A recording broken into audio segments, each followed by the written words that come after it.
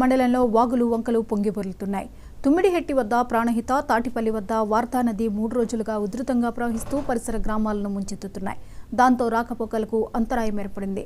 చింతల మానేపల్లి మండలం దిందా, శివపల్లి గ్రామాల ప్రజలు వాగు దాటేందుకు పడవ సౌకర్యం కల్పించాలని కోరుతున్నారు.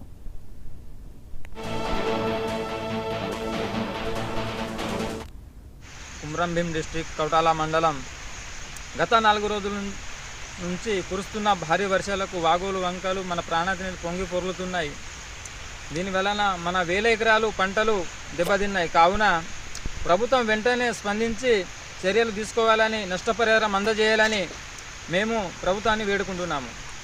ఇదే తర పెంచికల్పేట మండల్, బెజ్జూర్ మండల్, మన సుస్మీర్ వాగులు, చేతిని దిందే వాగులు, రోడ్లు జామ్ అయి స్కూళ్ళు వెళ్ళలేక గర్భిణీలు బాగా అవస్థలు పడుతున్నారు. కావున ప్రభుత్వం వెంటనే స్పందించి చర్యలు తీసుకోవాలని మనవి చేస్తున్నాం. నా పేరు శ్రీరామ్. భద్రాద్రి కొత్తగూడెం జిల్లా భద్రాచలం వద్ద